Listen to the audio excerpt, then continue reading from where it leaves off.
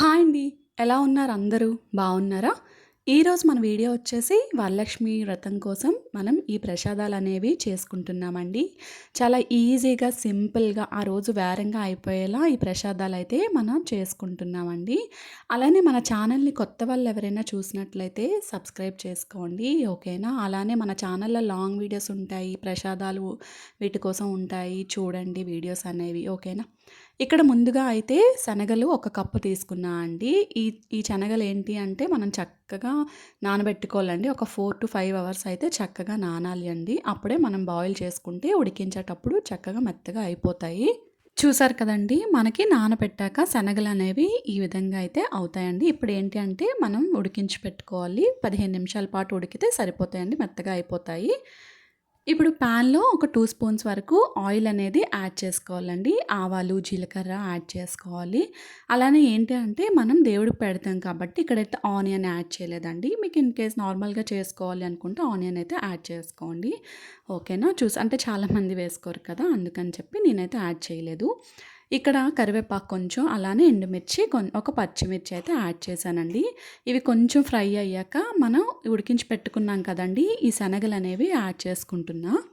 మనకి శనగలనేవి ఆల్రెడీ ఉడికించి పెట్టుకున్నాం కదండీ! మనకి కొంచెం ఫ్రై అయితే సరిపోతుంది. వేరంగా అయిపోతుంది.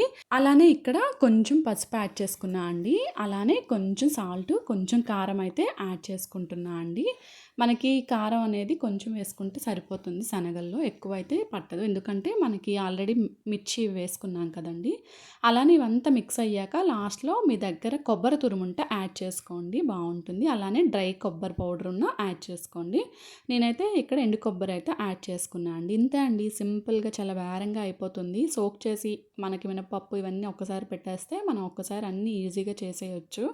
చూసారు కదండీ! మనకి ఈ విధంగా రెడీ అయిపోయింది. ఇప్పుడు మినపగుళ్ళు యాడ్ చేసుకుంటున్నా అండి.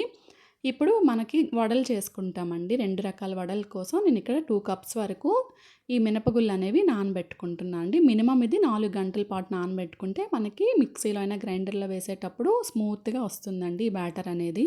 ఇప్పుడు చూసారు కదండీ! మనకైతే ఈ మినపగుళ్ళనేవి చక్కగా నానాయండి. ఇప్పుడేంటి అంటే మిక్సీ జార్‌లో అయినా వేసుకోండి. కొంచెం కొంచెం వేసుకొని వాటర్ అయితే ఎక్కువ వేయొద్దండి. ఒక 1/4 గ్లాస్ వేస్తే మనకి బావుంటుంది. అంటే థిక్‌గా మనకు వడలు చేసుకుంటాం కాబట్టి ఆ బ్యాటర్ అలా కావాలి కాబట్టి వేసుకోవాలి. ఎక్కువ వాటర్ అయితే వేయొద్దు. ఓకేనా?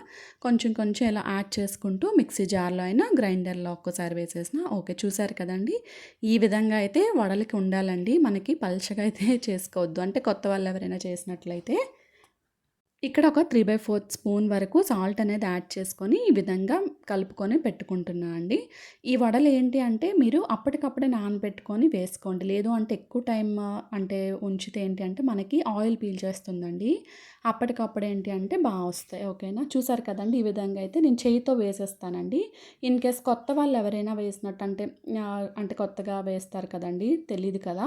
వాళ్ళేంటి అంటే ఇలా కప్పు పైనైనా లేదంటే బటర్ పేపర్, ఆకు ఇవి ఉంటాయి కదండీ! బనానా లీఫ్ వీటిపైన కొంచెం ఆయిల్ అప్లై చేసి ఈ విధంగా వేసి ఆయిల్‌లో వేసుకోండి. ఓకేనా? ఇప్పుడు మనం 2 రకాల వడలు చేస్తున్నాం కదండీ! దానికోసం ఒకటి బెల్లం వడలు, ఇంకొకటి ఏంటి అంటే పెరుగు వడలు చేసుకుంటున్నామండి. ఇవి 2 చక్కగా ప్రిపేర్ చేసి ముందే పెట్టేస్తే వడలు వేసేటప్పుడు డైరెక్ట్‌గా ఈ సిరప్‌లో వేసేయొచ్చు అని చెప్పి ఇక్కడ బెల్లం అయితే ఒక కప్పు వరకు తీసుకున్నా అండి.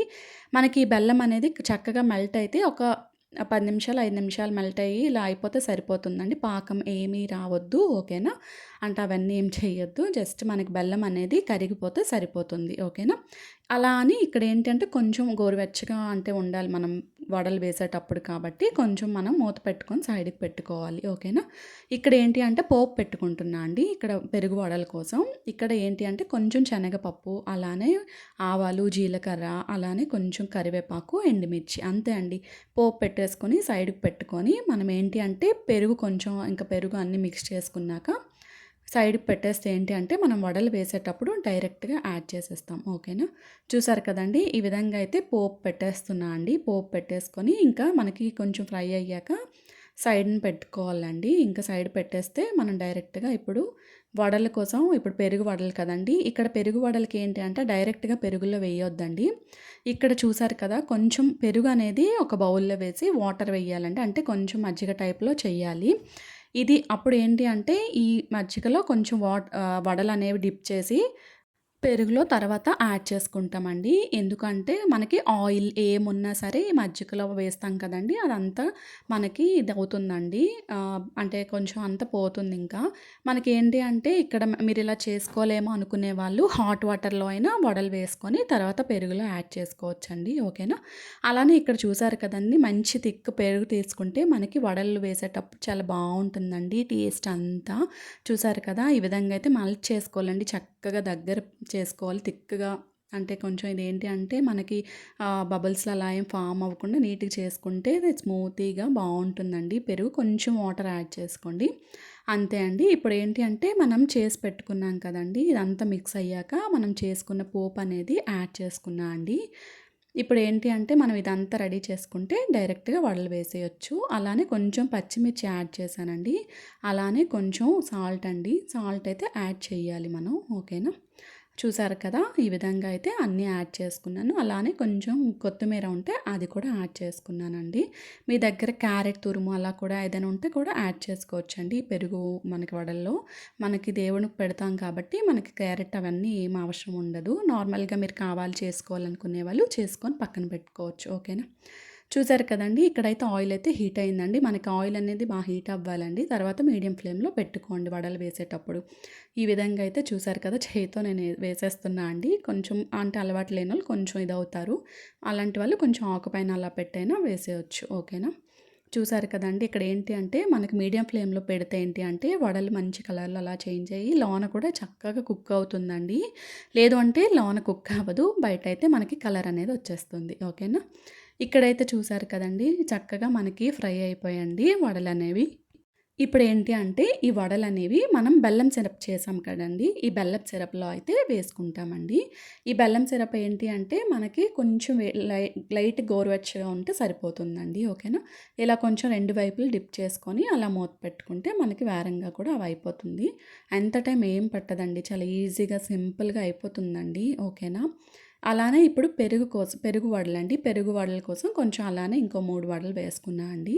చూసారు కదా! ఇవి కూడా సేమ్ ప్రాసెస్ అండి. అలానే ఇక్కడ మనం మజ్జిగ చేసి పెట్టాం కదండీ! దీనిలో వేసుకొని కొంచెం మనం ముంచుకొని కొంచెం ఇదంతా ఇలా ఒత్తుకోవాలండి. ఇంకా చేత్తో కొంచెం ఒత్తుకొని తర్వాత పెరుగులో అయితే యాడ్ చేసుకోవాలి. ఓకేనా? చూసారు కదండీ! ఈ విధంగా అయితే మనం చేసుకోవచ్చు.